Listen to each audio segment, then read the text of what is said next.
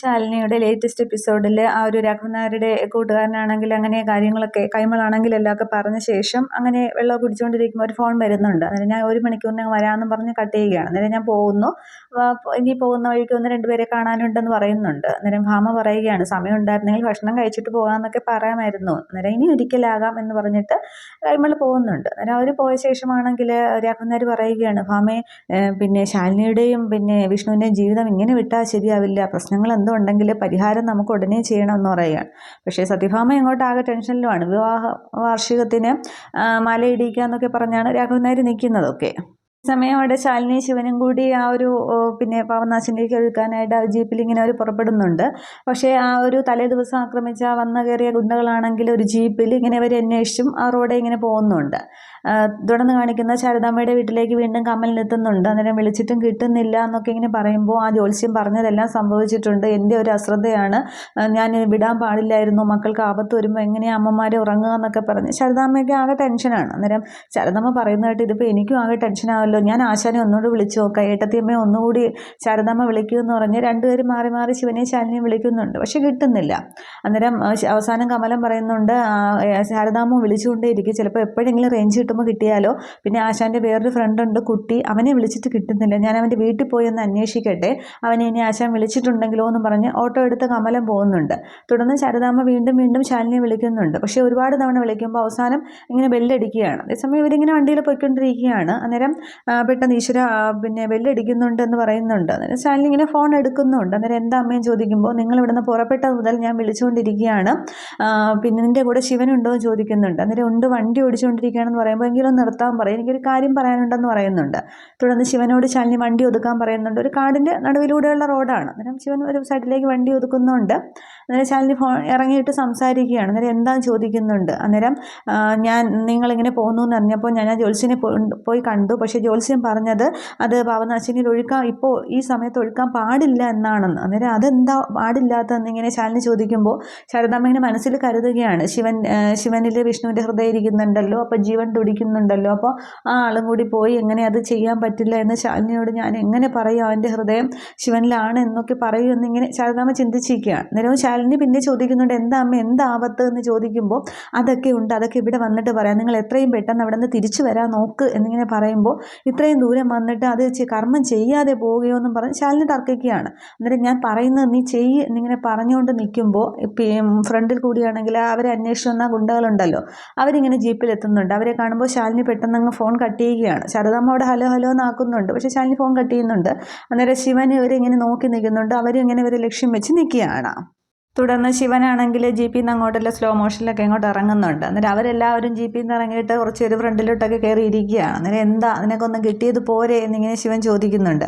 അന്നേരം നീ ഇപ്പോൾ നമ്മളെ തല്ലിയിട്ട് നമ്മുടെ നാട്ടിൽ നിന്ന് അങ്ങനെ ഇപ്പോൾ പോകണ്ട എന്ന് പറയുകയാണ്. അന്നേരം ഇവനെ അടിച്ച് ഈ വരുത്തനെ അങ്ങോട്ട് അടിച്ച് ശരിയാക്കടാന്നിങ്ങനെ ഒരാൾ നേതാവെന്ന പോലെ ഒരാൾ പറയുമ്പോൾ ഇങ്ങനെ കുറേ പേരിങ്ങനെ ഓടി ഇവരുടെ അടുത്തേക്ക് അടുക്കുകയാണ്. അന്നേരം ശാലിനി ഇങ്ങനെ മധ്യത്തിലേക്ക് കയറി നിൽക്കുന്നുണ്ട്. അന്നേരം അരുത്, നമ്മുടെ പാവനാശിനി പിന്നെ പുഴയിൽ ചിതാഭസ്മം ഒഴുക്കാനായിട്ട് വന്നതാണ്, തടസ്സം നിൽക്കരുത് എന്ന് പറയുമ്പോൾ നമ്മൾ തടസ്സവും നിൽക്കുന്നില്ല, നിങ്ങൾ രണ്ടുപേരുടെയും കൂടി ശവം പാവനാശിനിയിൽ ഒഴുക്കിയേക്കാന്ന് പറഞ്ഞിട്ട് അടിക്കടാന്ന് പറയുമ്പോൾ ഇങ്ങനെ അടിക്കാനായിട്ട് ഓരോരുത്തർ വരുന്നു. പക്ഷേ അതിനെ എല്ലാവരെയും ശിവൻ അങ്ങോട്ട് നേരിടുകയാണ് ചെയ്യുന്നത്. ഇടയ്ക്ക് ഇങ്ങനെ അടി ഇങ്ങനെ തുടർന്നുകൊണ്ടേയിരിക്കുന്നുണ്ട്. ഇടയ്ക്കാണെങ്കിൽ ഒരാൾ ജീപ്പിൽ നിന്ന് പോയി ഇങ്ങനെ വാളെടുത്തുകൊണ്ട് വരുന്നുണ്ട്. ശിവനെ കുറേ പേര് ഇങ്ങനെ പിടിച്ചു വയ്ക്കുകയാണ്. എന്നിട്ട് ഇങ്ങനെ ഓങ്ങാനായിട്ട് വരുമ്പോൾ ശാലിനി അത് തടയുകയാണ് ചെയ്യുന്നത്. എന്നിട്ട് ശാലിനി നന്നായിട്ട് പെരുമാറുകയാണ്. അതിങ്ങനെ ശിവൻ ആദ്യം അന്തം വിട്ട് നോക്കി നിൽക്കുന്നുണ്ട്. അപ്പോൾ ശാലിനിയെ കൊണ്ടും സാധിക്കുമെന്നിങ്ങനെ ശിവൻ അന്നേരം മനസ്സിലാവുകയാണ്. അപ്പോൾ വന്നവരും അന്തം വിട്ട് നിൽക്കുന്നുണ്ട്. അപ്പം ശാലിനി ആണെങ്കിൽ ശിവൻ ഇങ്ങനെ കൈ കൊടുക്കുകയാണ് ചെയ്യുന്നത്. കൈ കൊടുത്ത് അവരിങ്ങനെ തിരിഞ്ഞ് പരസ്പരം ഇങ്ങനെ ചേർന്ന് അങ്ങോട്ടും ഇങ്ങോട്ടും നോക്കി നിൽക്കുമല്ലേ, ആ ഒരു സീൻ എന്ന പോലെ നിൽക്കുന്നുണ്ട്. എന്നിട്ട് അപ്പോൾ ഇവർ വീണ്ടും അടിക്കാനായിട്ട് വരികയാണ്. അപ്പോൾ ശിവനാണെങ്കിൽ ഈ ശാലിനി ഇങ്ങനെ ഇപ്പുറത്തിലൂടെ ഇങ്ങനെ കൈ ഇട്ട് പിടിക്കുകയാണ് ചെയ്യുന്നത്. എന്നിട്ട് അടിക്കാനായിട്ട് വരുമ്പോൾ ശാലിനി ഇങ്ങനെ ശിവൻ്റെ ബാക്ക് സൈഡിലായിട്ട് ഇങ്ങനെ നിൽക്കുമ്പോൾ ഒരാൾ അടിക്കാൻ വരുമ്പോൾ ശാലിനി ഇങ്ങനെ കയ്യിലൂടെ ഇങ്ങനെ എടുത്ത് അവരെ ഇങ്ങനെ ചവിട്ടുകയാണ് ചെയ്യുന്നത് ശിവനാണെങ്കിൽ. അങ്ങനെ കുറേ നേരം ഒരു ശാലിനി എന്ന് വിളിക്കുമ്പോൾ ശാലിനി ഇങ്ങനെ എടുത്ത് പോക്കുന്നുണ്ട്, ശാലിനി അവരെ ചവിട്ടിയിടുന്നുണ്ട്. അങ്ങനെ കുറേ സീനൊക്കെ കാണിക്കുന്നുണ്ട്. അവസാനം അതിൽ ഒരാളാണെങ്കിൽ ഇങ്ങനെ ശിവൻ്റെ നെഞ്ച് നോക്കി ഇങ്ങനെ ഇടിക്കുന്നുണ്ട്. അപ്പോൾ ശിവൻ ഒന്ന് പതറുകയാണ്. പക്ഷേ ആ ഒരു ടൈമിൽ അവരെയൊക്കെ ശാലിനി നന്നായിട്ട് അടിച്ചൊതുക്കുന്നുണ്ട്. അപ്പോൾ കുറേ നേരം ഇങ്ങനെ ഫൈറ്റ് സീനുണ്ട്. അതിനിടയിൽ കുറേ പേര് ഓടി രക്ഷപ്പെടുന്നുണ്ട്. അവസാനം ഒരാൾ ഒരാൾ മാത്രമാവുകയാണ്. അതിനെയും ശിവൻ നന്നായിട്ട് പെരുമാറുന്നുണ്ട്. അപ്പോൾ അവിടെ ഒരു വാള്, നേരത്തെ കൊണ്ടുവന്ന വാൾ അവിടെ കിടക്കുന്നല്ലോ, അത് ശിവൻ ഇങ്ങനെ ഒരു കാലുകൊണ്ട് ഇങ്ങനെ ചവിട്ടി കയ്യിലേക്ക് ഇങ്ങനെ എടുക്കുന്നുണ്ട്. എന്നിട്ട് ഇയാൾക്ക് നേരെ ഓങ്ങുമ്പോൾ ശാലിനി ശിവ എന്ന് വിളിക്കുകയാണ്. വേണ്ട എന്ന് പറയുമ്പോൾ എനിക്കിടാന്നിങ്ങനെ അവനോട് ശിവൻ പറയുന്നുണ്ട്. എന്നിട്ടാണെങ്കിൽ ജീപ്പ് എടുക്കുമെന്ന് പറയുകയാണ്. അന്നേരം അവനാണെങ്കിൽ പേടിച്ച് ഇങ്ങനെ ജീപ്പിലേക്ക് കയറുന്നുണ്ട്. അന്നേരം ശിവനെ വാളുമായിട്ട് ഇങ്ങനെ നിൽക്കുകയാണ്. എന്നിട്ട് ജീപ്പിൻ്റെ ബോണറ്റിലേക്ക് ശിവൻ ഇങ്ങനെ കയറി നിൽക്കുന്നുണ്ട്. വണ്ടി എടുക്കടാന്ന് പറയുകയാണ്. അവനിങ്ങനെ വണ്ടി സ്റ്റാർട്ടാക്കുമ്പോൾ ശിവൻ ചാടി ജീപ്പിൽ നിന്ന് ഇറങ്ങുന്നുണ്ട്. എന്നിട്ട് എടുത്തുകൊണ്ട് പോടാന്നിങ്ങനെ പറയുമ്പോൾ അവൻ പെട്ടെന്ന് പ്രാണരക്ഷാർത്ഥം വണ്ടി ഓടിച്ചു പോയി രക്ഷപ്പെടുന്നുണ്ട്. അന്നേരം അതിന് മുന്നേ പിന്നെ ശാലിനി ചോദിക്കുമ്പോൾ ശിവൻ കുഴപ്പമൊന്നുമില്ല എന്നിങ്ങനെ പറയുന്നുണ്ടായിരുന്നു. പക്ഷെ അവരൊക്കെ ഇങ്ങ് പോയ ശേഷം ശിവനാണെങ്കിൽ പെട്ടെന്ന് ആ ഒരു നെഞ്ചിലേക്ക് ഇങ്ങനെ ഒരു വേദന എന്ന പോലെ വരുന്ന ശിവനൊരു ബോധക്കേട് എന്ന പോലെ ശിവൻ താഴെ ഇങ്ങ് വീഴുകയാണ്.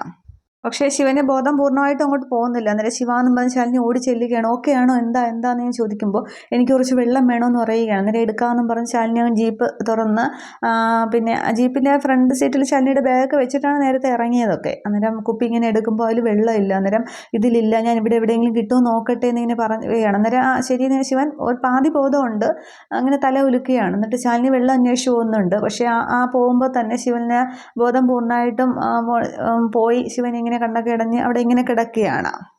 അതിനുശേഷം കാണിക്കുന്ന അവിടെ രാഘവൻ നായർ പൊന്നിയെ കൊണ്ട് ഇങ്ങനെ വീടൊക്കെ വൃത്തിയാക്കുകയാണ്. ഹോട്ടലിൽ ആ ഒരു ചിലന്തി മാറാലയൊക്കെ ഇങ്ങനെ തൂക്കിപ്പിക്കുന്നുണ്ട്. അന്നേരം ഇതൊക്കെ വല്ല വിശേഷ ദിവസവും വരുമ്പോഴല്ലേ ചെയ്യേണ്ടത്, വല്ലപ്പോഴൊക്കെ ചെയ്യണം. അല്ലെങ്കിൽ 4 ആൾ കൂടുമ്പോൾ ആൾ കൊണ്ട് പറയിക്കും അവിടെ ഇങ്ങനെ എന്നുള്ളത്. എൻ്റെ വീടിനെ കുറിച്ച് എന്തായാലും അങ്ങനെ ആരും പറയിക്കണ്ട എന്നൊക്കെ പറഞ്ഞ് പൊന്നിയെ കൊണ്ട് ഓരോന്നും ചെയ്യുകയാണ്.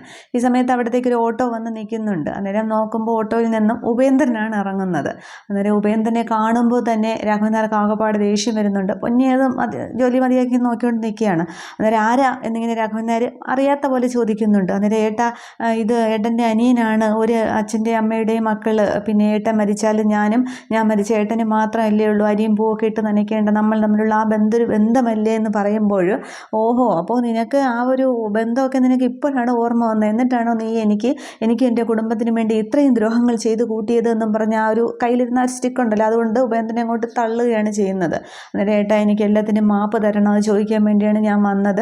ഞാൻ വെട്ടിപ്പിടിച്ചതെല്ലാം ഏട്ടനെ തിരിച്ചു തന്നു എങ്കിലും പക്ഷേ വിധി എന്നെ പിന്നെ വിട്ടില്ല. പിന്നെ എന്നെ ഇപ്പോൾ വിടാതെ പിന്തുടരുകയാണ്, ഞാൻ മരണത്തിലേക്ക് പോയിക്കൊണ്ടിരിക്കുകയാണെന്നൊക്കെ പറയുമ്പോൾ നീ എന്തുവാ പറഞ്ഞത്, നീ വെട്ടിപ്പിടിച്ചതൊക്കെ നീ എനിക്ക് തിരിച്ചു തന്നെന്നോ, എൻ്റെ മരുമോളെ ശാലിനി അവളുടെ ബുദ്ധി ഒന്നുകൊണ്ട് മാത്രമാണ് ഇതെല്ലാം തിരിച്ചു കിട്ടിയത് എന്നൊക്കെ പറയുന്നുണ്ട്. എന്നിട്ട് ഏട്ടൻ എന്ത് പറഞ്ഞാലും ഏട്ടനെ എല്ലാത്തിനും എനിക്ക് ശിക്ഷ കിട്ടി, അവിടെ കൊണ്ടൊന്നും തീർന്നില്ല. അപ്പോൾ എനിക്ക് ഏട്ടൻ മാപ്പ് തരണം, ഏട്ടൻ്റെ കാല് പിടിച്ച് മാപ്പ് പറയാനാണ് ഞാൻ വന്നതെന്ന് പറഞ്ഞ് രാഘവൻ നായരുടെ കാല് പിടിക്കുകയാണ് ഉപേന്ദ്രൻ അങ്ങോട്ട്.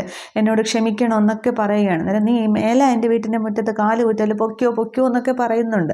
അന്നേരം ഇങ്ങനെ കാല് വിടാതെ ഇങ്ങനെ പിന്തുടരുകയാണ്, മാപ്പ് എന്നും പറഞ്ഞിട്ട്. അന്നേരം രാഘവൻ നായർ ഇങ്ങനെ ആലോചിക്കുന്നുണ്ട്. ഉപേന്ദ്രൻ ഒരിക്കൽ രാഘവൻ നായർ ഇങ്ങനെ ആ വാടക വീട്ടിൽ നിന്ന് ഇറങ്ങി ഇവിടെ ഈ വീട്ടിൽ വന്ന് നിന്നപ്പോൾ പിന്നെ ഉപേന്ദ്രനാണെങ്കിൽ വന്നതും ആ ഒരു സ്റ്റിക്ക് കൊണ്ട് തന്നെ രാഘവൻ നായർ അടിച്ച്, നിനക്കൊരടി ഞാൻ ഓങ്ങി വെച്ചിരുന്നതാണ് എന്ന് പറഞ്ഞ സ്റ്റിക്ക് കൊണ്ട് അടിച്ച് ഓടിച്ചില്ലേ, അത് ആലോചിക്കുന്നുണ്ട്. അത് ആലോചിക്കുമ്പോൾ രാഘവൻ നായർക്ക് ആകപ്പാടെ കലി വരുന്നുണ്ട്. എന്നിട്ട് ആ കയ്യിലിരുന്ന സ്റ്റിക്ക് കൊണ്ട് കാലം കൊണ്ട് അങ്ങോട്ട് ഉപേന്ദ്രനെ തള്ളുന്നുണ്ട്. എന്നിട്ട് തറയിലേക്ക് ഉപേന്ദ്രൻ വീണ് കിടക്കുകയാണ്. എന്നിട്ട് ആ സ്റ്റിക്ക് കൊണ്ട് തലങ്ങും വിലങ്ങും അടിക്കുകയാണ്. അന്നേരം ഏട്ടാ എന്നെ അടിക്കല്ലേ എന്നൊക്കെ ഇങ്ങനെ പറയുന്നുണ്ടെങ്കിലും രാഘവൻ നായർ അങ്ങ് അടിക്കുന്നുണ്ട്. അവസാനം പൊന്നി അകത്തേക്ക് സത്യാമ്മയെന്ന് പറഞ്ഞ് വിളിച്ചുകൊണ്ട് ഓടിയിട്ട് ഭാമയോട് ചെന്ന് പറയുന്നുണ്ട്, രാഘവ സാറിൻ്റെ അനിയൻ വന്നിട്ടുണ്ട്, ആര് ഉപേന്ദ്രനോ ചോദിക്കുകയാണ്. അന്നേരം അവിടെ വഴക്കാണെന്ന് പറയുമ്പോൾ അയ്യോ എന്നും പറഞ്ഞ് ഭാമ അങ്ങോട്ട് ചെല്ലുകയാണ്. അന്നേരം തറയിലിട്ട് രാഘവൻ നായർ ഉപേന്ദ്രൻ നന്നായിട്ട് പെരുമാറുകയാണ്. അവസാനം ഭാമ ഒന്ന് പിടിച്ചു മാറ്റുന്നുണ്ട്. മാറ്റുകയാണ്. ഏട്ടാ വേണ്ട, ഇനി തല്ലിയാലവൻ ചത്തുപോകുമെന്ന് പറയുകയാണ്. അന്നേരം ഏട്ടത്തിയമ്മ നിങ്ങളെ കണ്ട് മാപ്പ് ചോദിക്കാനാണ് ഞാൻ വന്നതെന്നൊക്കെ പറയുമ്പോൾ അവൻ്റെ ഒരു മാപ്പ് പൊയ്ക്കോളിന് എവിടെ നിന്ന് ചെയ്തതൊക്കെ മതി എന്നിങ്ങനെ സത്യഭാമ പറയുന്നുണ്ട്. അവസാനം നന്നായിട്ട് അടി കൊണ്ട് നന്നായിട്ട് ക്ഷീണിച്ചിട്ടുണ്ട്. ഉപേന്ദ്രനാണെങ്കിൽ ആ ഒരു പഴയ പ്രതാപത്തോടു കൂടിയൊന്നും അല്ല വന്നിരിക്കുന്നത്. മുണ്ടും ഷർട്ടും ഒക്കെയാണ് വേഷം, തലമുടിയൊക്കെ നരച്ച് ആകപ്പാടെ ഒരു അസുഖബാധിത എന്ന പോലെ തന്നെയാണ് വന്നിരിക്കുന്നതൊക്കെ. അന്നേരം ഉപേന്ദ്രൻ അങ്ങോട്ട് എഴുന്നേൽക്കുന്നുണ്ട്. എന്നിട്ട് പറയുകയാണ്, അവസാനമായിട്ട് ഞാൻ ഏട്ടത്തിയമ്മയെന്ന് കാണാനാണ് വന്നത്, എനിക്ക് ഏട്ടനോട് കുറച്ച് സംസാരിക്കണമെന്നൊക്കെ പറയുമ്പോൾ എനിക്കൊന്നും സംസാരിക്കാനില്ല. രാഘവൻ നായരും പറയുന്നുണ്ട്, നീ എവിടെയെങ്കിലും പോയി രക്ഷപ്പെടുമെന്നൊക്കെ, ഇങ്ങനെ നീ ഇനി തല്ലുകൊണ്ടാ നീ ചത്തുപോകുന്നൊക്കെ ഇങ്ങനെ സത്യഭാമയും പറയുന്നുണ്ട്. അന്നേരം മാപ്പ് എനിക്ക് വേണമായിരുന്നു, അതിനു വേണ്ടിയാണ് ഞാൻ വന്നത്, ആ ഒരു പാപഭാരവും കൊണ്ട് ഞാൻ പോവുകയാണ്, എനിക്ക് മാപ്പ് കിട്ടിയില്ലല്ലോ, പക്ഷേ വിധി എന്നെ അസുഖം അധികകാലം എനിക്കില്ലെന്നാണ് ഡോക്ടർമാർ പറഞ്ഞിരിക്കുന്നത്, ഞാൻ ചെയ്ത് കൂട്ടിയ എല്ലാ പാപത്തിനും ഫലമായിട്ട് ക്യാൻസറിൻ്റെ രൂപത്തിലാണ് എനിക്ക് വന്നിരിക്കുന്നത്. അപ്പോൾ ഇനി രോഗക്കിടക്കിലേക്ക് വീഴുന്നതിന് മുമ്പ് മുമ്പ് ഏട്ടനെ ഏട്ടത്തിയമ്മയൊന്ന് കാണണം, ചെയ്ത തെറ്റിനെല്ലാം കാല് പിടിച്ച് മാപ്പ് ചോദിക്കണമെന്നുണ്ടായി, തന്നില്ലെങ്കിലും എല്ലാത്തിനും മാപ്പ് എന്നൊക്കെ പറഞ്ഞിങ്ങനെ തൊഴുതു നിൽക്കുകയാണ്. എന്നിട്ട് ഇനി ഞാൻ പൊയ്ക്കോളാം, എന്നാലിനി എനിക്ക് കാണാൻ പറ്റിയില്ലെങ്കിലോ എന്നൊക്കെ പറഞ്ഞിട്ട് ഈ ഉപേന്ദ്രൻ തിരികെ നടന്ന് ഗേറ്റിനടുത്തേക്ക് പക്ഷെ തിരിഞ്ഞു നോക്കിയാണ് പോകുന്നത്. പക്ഷെ അന്നേരം രാഘവൻ നായർക്ക് ആകപ്പാടെ ഒരു വിഷമം വരുന്നുണ്ട്. അതിന് മുന്നേ ഉപേന്ദ്രൻ പറയുന്നുണ്ട്, ഈ തല്ല് എനിക്ക് കുഞ്ഞുനാളിലെ തന്നിരുന്നെങ്കിൽ ഞാൻ രക്ഷപ്പെട്ടേനെന്നൊക്കെ പറയുന്നുണ്ടായിരുന്നു. പക്ഷെ അവസാനം ആ ഒരു ഉപേന്ദ്രൻ്റെ ആ പോക്ക് കാണുമ്പോൾ രാഘവൻ നായർക്ക് ആകപ്പാടെ അങ്ങോട്ട് വിഷമം തോന്നുന്നത്. രാഘവൻ നായർ ആ സങ്കടത്തോടെ ഇങ്ങനെ നോക്കി നിൽക്കുന്നുണ്ട്. അന്നേരം ഭാമ ശ്രദ്ധിക്കുന്നുണ്ട്. സത്യഭാമ പറയുകയാണ്, അവനെ വിശ്വസിക്കരുത്, പുതിയ അടവായിട്ട് വന്നിരിക്കുകയാണ്, ഇത്രയുമൊക്കെ കിട്ടിയത് പോരെ എന്ന് പറയുമ്പോൾ രാഘവൻ നായർ ശ്രദ്ധ മാറ്റുന്നുണ്ട്. പക്ഷേ പിന്നീടും ആ ഉപേന്ദ്രൻ കരഞ്ഞുകൊണ്ട് പോകുന്നത് നോക്കി രാഘവൻ നായർ നിൽക്കുകയാണ്. ഇത്രയുമാണ് ഈ ഒരു എപ്പിസോഡിൽ കാണിക്കുന്നത്. അപ്പോൾ ഇനി അടുത്ത എപ്പിസോഡിലാണ് അവിടെ ശാലിനി വെള്ളം എടുക്കാൻ പോകുന്നതും ഒരു കാട്ടാന ഇങ്ങനെ ആന വരുന്നതും ആ ഒരു ഇതിൽ ബോധം കെട്ട് പോകുന്നതൊക്കെ. അപ്പോൾ അവിടെ രക്ഷയ്ക്ക് ആര് വരും എന്നുള്ളത് നമുക്ക് നോക്കാം. Okay, thank you.